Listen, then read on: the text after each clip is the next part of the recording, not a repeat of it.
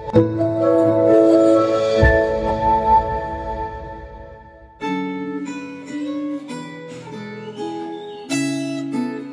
Tuhan, saudara sekalian, kita kembali bertemu untuk bersama merenungkan bagian firman Tuhan hari ini.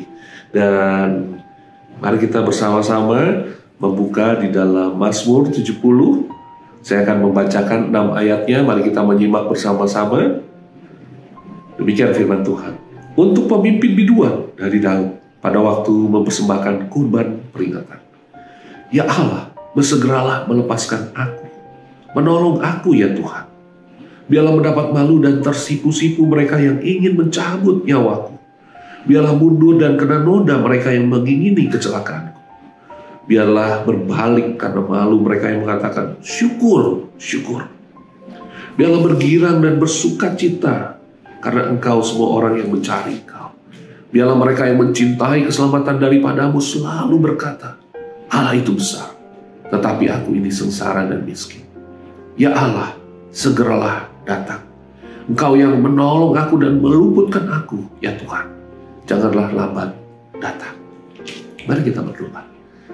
Tuhan, kami tahu, kami sadar bahwa kami lemah. Tanpa Tuhan, kami sulit untuk jalani hari demi hari dengan lancar. Tapi kami bersyukur Tuhan Allah yang besar itu senantiasa bersama dengan kami. Dengan anugerah-Mu Engkau menopang kami. Terima kasih Tuhan. Hari ini kiranya firman-Mu ingatkan kami untuk senantiasa bersandar, untuk senantiasa mengandalkan Tuhan.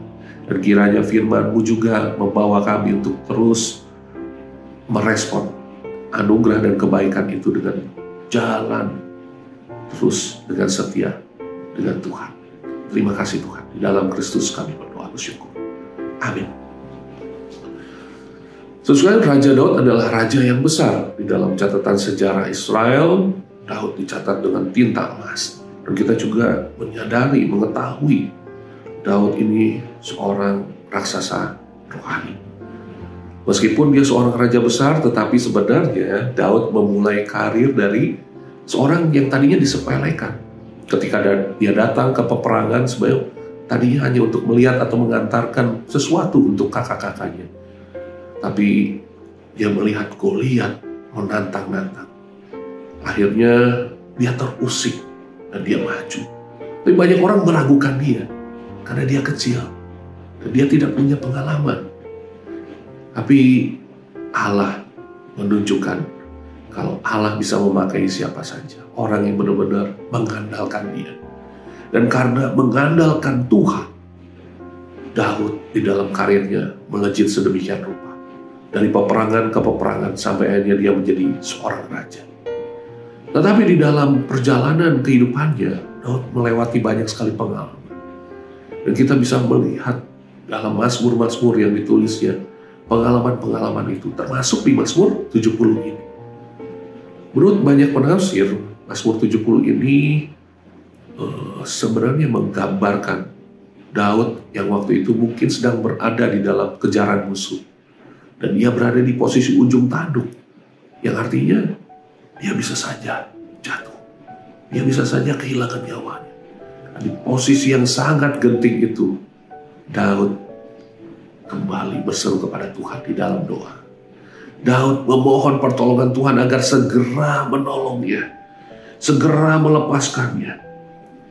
Daud berdoa agar jangan sampai musuh-musuhnya itu tertawa, mengejek. Bahkan mungkin mencemooh Allah daripada Daud. Dan disitulah Tuhan bekerja sekali lagi. Kalau kita melihat catatan ini dicatat di dalam Mazmur, artinya Daud sudah melewatinya dan Daud menyaksikannya. Allah yang besar itu sekali lagi melepaskannya. Allah yang besar itu tidak terlambat untuk menolongnya.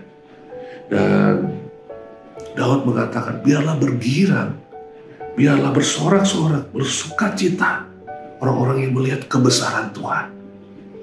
Dan dia sendiri merasa bahwa dia itu kecil. Dia itu sebenarnya bukan siapa-siapa. Kesadaran itu selalu ada pada Daud sehingga itu menjadi kunci bagi dia untuk mengalami kuasa Allah. Kekuatan dari Allah yang menjadi sumber pertolongannya.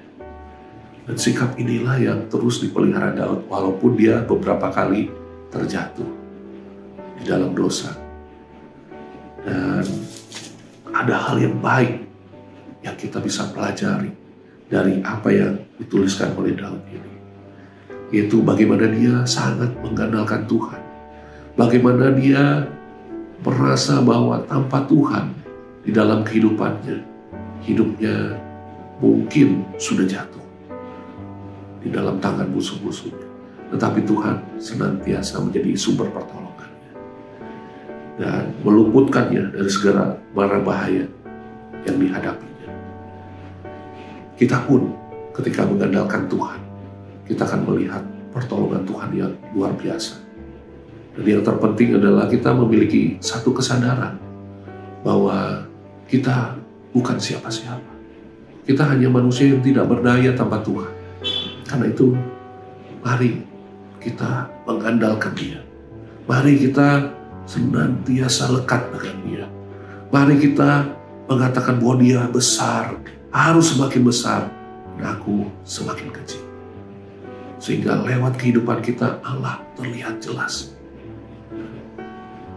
Itulah yang menjadi kunci rahasia bagaimana kita bisa melewati pergumulan-pergumulan, permasalahan-permasalahan yang seringkali menjadi tantangan di dalam kehidupan kita. Allah yang membuka jalan itu. Allah yang dengan kuasanya yang besar itu menolong kita, membukanya bagi setiap kita. Mari sekalian, kita andalkan Tuhan, karena Dia Allah yang tidak pernah terlambat untuk menolong kita. Dia adalah Allah yang hadir ketika kita membutuhkannya. Dia adalah sahabat kita. Senantiasalah andalkan Tuhan. Mari kita berdoa. Terima kasih Tuhan. Hari ini Tuhan ingatkan kami kembali bahwa Tuhan Allah yang besar itu bersama dengan kami, menjadi pertolongan kami, menjamin hidup kami. Terima kasih. Kiranya kami jalani hari demi hari dengan senantiasa mengandalkan Tuhan dan menyadari bahwa kami harus melekat dengan Tuhan. Kami yang tidak berdaya, kami yang lemah, harus hidup bersandar kepada Tuhan. Terima kasih Tuhan. Pimpinlah kami hari ini dan mohon berkat-Mu bagi setiap kami. Di dalam Kristus kami berdoa, kami bersyukur. Amin. Mari kita andalkan Tuhan terus dalam kehidupan kita. Tuhan memberkati.